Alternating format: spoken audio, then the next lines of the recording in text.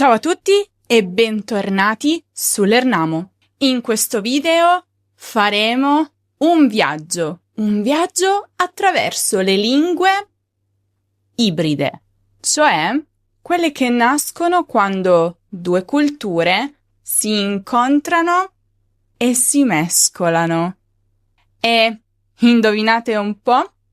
L'italiano è protagonista di molti di questi incontri.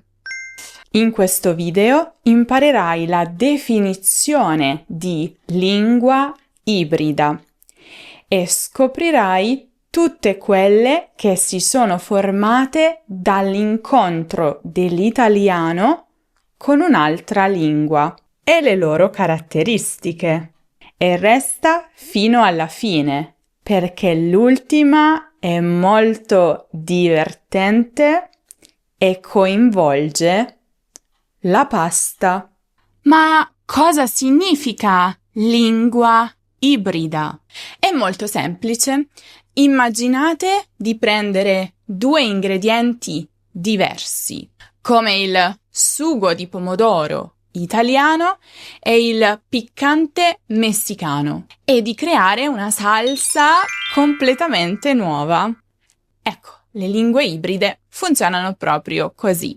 Queste lingue sono nate principalmente dall'emigrazione italiana tra 800 e 900, quando milioni di italiani hanno scelto di lasciare il loro paese per cercare fortuna altrove, in America del Sud, America del Nord, Australia e così via.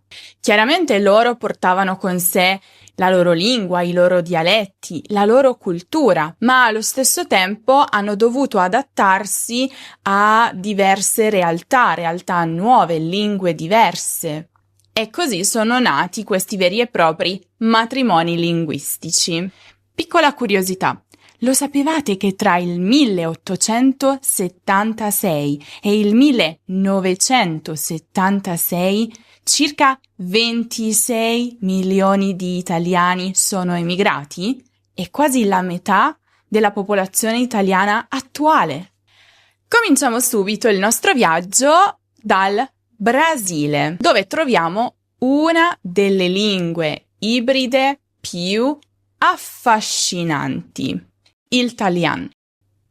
Il Talian è nato nella seconda metà dell'Ottocento, quando migliaia di veneti e trentini sono emigrati nel sud del Brasile, soprattutto negli stati di Rio Grande do Sul, Santa Catarina e Paraná.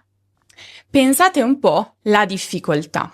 Questi emigrati dovevano comunicare non solo tra loro, il che era difficile perché, ricordate, in quel periodo si parlava principalmente in dialetto della propria città, ma dovevano anche comunicare con i brasiliani di lingua portoghese. Ma come funziona il Talian? Il Talian è sostanzialmente una base veneta con tantissimi prestiti dal portoghese, ovviamente. Vi faccio un esempio, però mi scuso in anticipo, la mia pronuncia potrebbe non essere buona.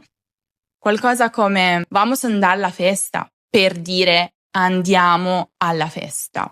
O mi ho comprato una macchina nuova. Notate come si mescolano un po' le due lingue. Go, che sarebbe il veneto per o, comprado, che sarebbe invece il portoghese. Na, veneto per una, nova, portoghese, e così via. Curiosità, lo sapevate che in Brasile il Talian è considerato patrimonio culturale immateriale dal 2014. Niente male per una lingua fatta in casa dagli immigrati, non trovate? Ancora oggi sono circa 500.000 le persone che ancora parlano il Talian in Brasile. E pensate, ci sono radio, giornali e persino rappresentazioni teatrali in questa lingua. Se c'è qualcuno tra di voi che la parla, per favore fatemelo sapere nei commenti. Sono molto curiosa. Ma procediamo con la prossima lingua ibrida, il cipilo veneto. Avete capito bene? Adesso voliamo in Messico, nella cittadina di Chipilo, vicino a Puebla, e qui troviamo qualcosa di magico. Una comunità che parla ancora veneto dopo più di 140 anni. Nel 1882, pensate un po', un gruppo di famiglie venete della provincia di Treviso si stabilì proprio a Cipilo.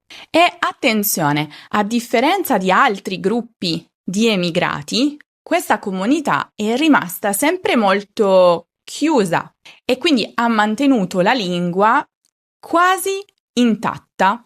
Il veneto di Cipilo è rimasto congelato nel tempo.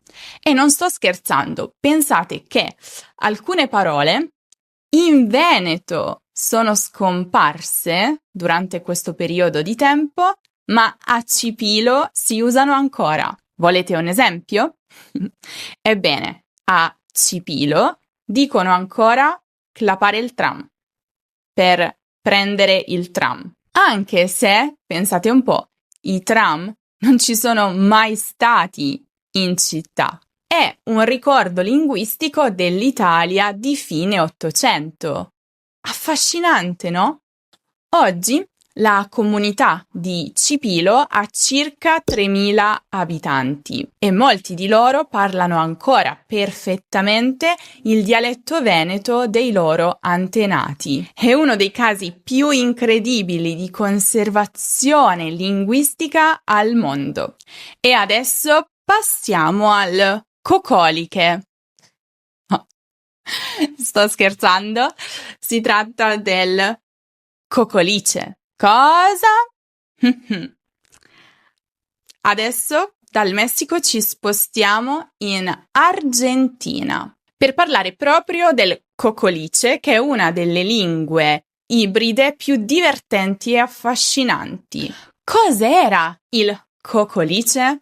Era il modo di parlare spagnolo degli immigrati italiani a Buenos Aires tra la fine dell'Ottocento e l'inizio del Novecento. Non era una lingua vera e propria, era piuttosto un tentativo di parlare spagnolo, ma utilizzando la pronuncia e la grammatica italiana.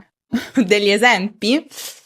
Yo no sabo nada, invece di yo no sé nada, che sarebbe non so niente. Ma perché proprio cocolice? Cosa significa? Da dove deriva? Ebbene, deriva da un personaggio teatrale che, pensate un po', era proprio l'immigrato italiano che parlava male lo spagnolo ed era quasi sempre rappresentato in modo comico. E oggi? Allora, oggi il cocolice è quasi completamente scomparso, però ha lasciato tracce profonde nello spagnolo argentino. Infatti, molte espressioni del linguaggio popolare argentino hanno origine italiana. Pensate che abbiamo finito? Perché adesso è doveroso parlare dell'italiese. Forse qui avete già intuito di che cosa si tratta.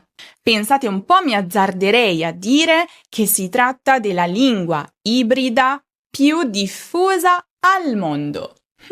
Avete già intuito, no? Si tratta del matrimonio tra l'italiano e l'inglese. E l'italiese, appunto, si parla o parlava nelle comunità italiane di Stati Uniti, soprattutto New York, Chicago e Filadelfia, Canada, soprattutto Toronto, Montreal e Australia, soprattutto Melbourne e Sydney. Ma come funziona? Allora, questo secondo me è molto divertente perché prende la struttura grammaticale italiana e la riempie di parole inglesi, ma italianizzate. Vediamo qualche esempio. Parcare la macchina. Da to park, parcheggiare. Fare il apply, che viene dal verbo inglese to apply, fare domanda.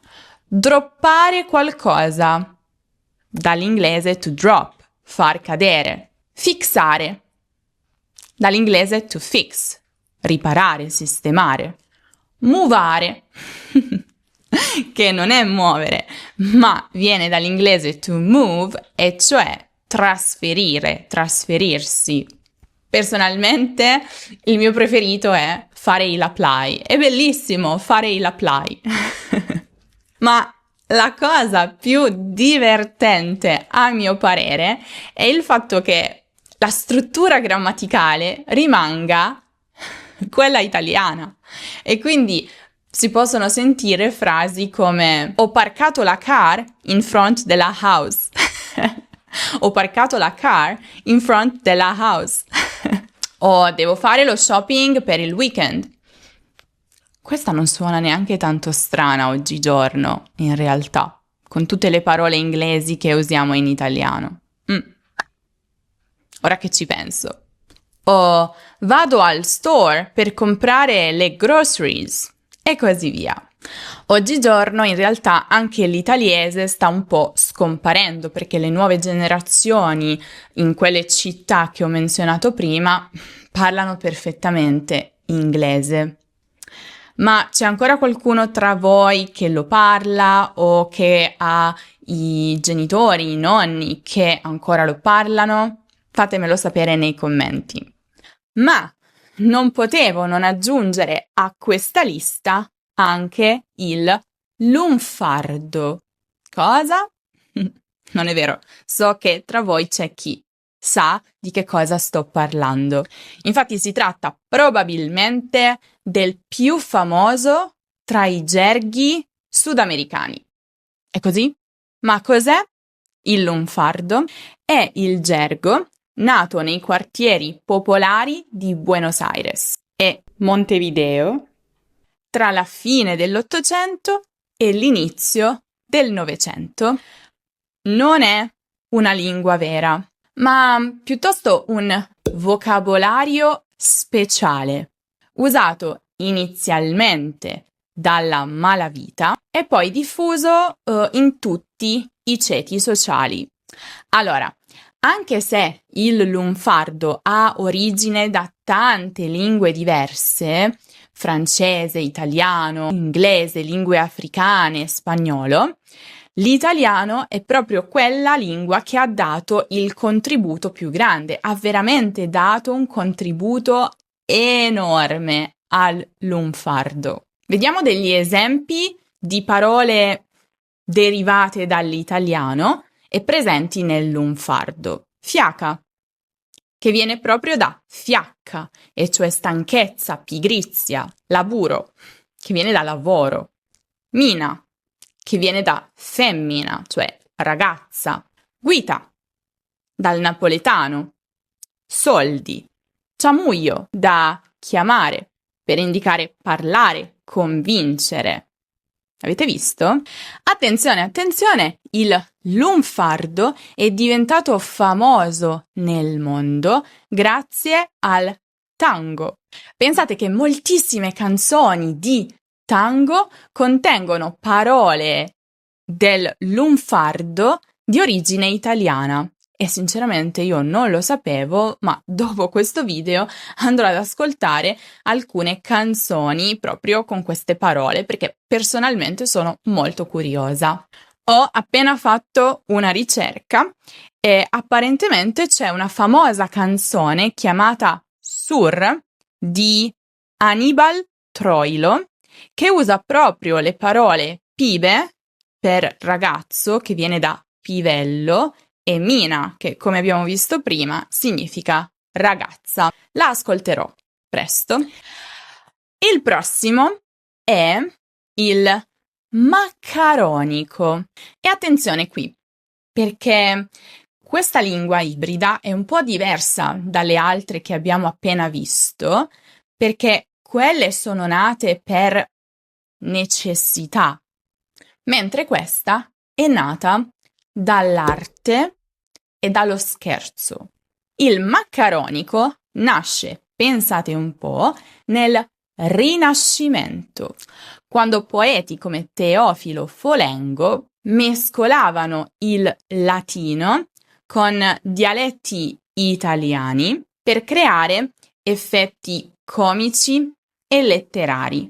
Un esempio da Macaronea, proprio di Teofilo Folengo, il 1517, è questo. Lo leggo. Zambellus quidam de Bergamo fuit unus homo. Cioè, Zambello, un certo di Bergamo, fu un uomo. Quindi l'obiettivo era proprio appunto mescolare il latino, lo avete sentito, Zambellus, quidam, fuit, con dialetti italiani. Ma attenzione, attenzione! È vero che in questo caso stavamo parlando di una lingua ibrida nata nel Rinascimento, però dovete sapere che in qualche modo questa lingua ci ha lasciato un'eredità, e cioè proprio la parola maccaronico, che indica oggigiorno qualsiasi miscuglio linguistico fatto per scherzo o per necessità. Ad esempio, può essere definito maccaronico il miscuglio tra italiano e inglese, come fare il meeting con il boss, o italiano e francese, andare alla soirée très chic. E sì, se ti stavi chiedendo se maccaronico venisse da maccheroni, te lo posso confermare, è così. Perché l'idea era che queste lingue erano un po' dei pasticci, proprio come il piatto di pasta. Il pasticcio. Figo, no? Lì abbiamo menzionati i dialetti italiani, sono ancora presenti nella nostra cultura, sono ancora molto importanti in Italia, perciò andate a guardare proprio il video dedicato a loro, ai dialetti italiani, molto interessante, che come sempre trovate qui in alto nella card o giù in descrizione. E personalmente sono una delle persone che sostiene, supporta i dialetti. Sono parte integrante della nostra cultura e secondo me sarebbe un grande peccato se si perdessero completamente nel futuro, come alcune delle lingue che abbiamo visto in questo video. Cosa ne pensate? E soprattutto, conoscevate queste lingue ibride? Ne parlate qualcuna? Per favore fatemelo sapere nei commenti. E se il video vi è piaciuto, come sempre lasciate un mi piace e iscrivetevi al canale se ancora non lo avete fatto. Malernamo è ovunque e perciò non dimenticate di seguirci su tutti i social, di iscrivervi al nostro gruppo WhatsApp, molto utile, o al nostro gruppo Telegram, Instagram. Perché? Perché riceverete una notifica ogni volta che pubblico un nuovo video, ma in realtà riceverete anche dei materiali esclusivi, gratuiti, degli audio, leggiamo insieme delle poesie, vi racconto qualcosa, vi mando una nuova parola, una parola del giorno, un'espressione del giorno. Quindi se ancora non lo avete fatto, iscrivetevi a questi e alla nostra newsletter, ovviamente, per ricevere anche lì molti materiali completamente gratuiti proprio dedicati alla lingua e alla cultura italiana, direttamente nella vostra casella di posta. Adesso la smetto di parlare, ma vi ricordate? Vi aspetto, come sempre, nel prossimo video.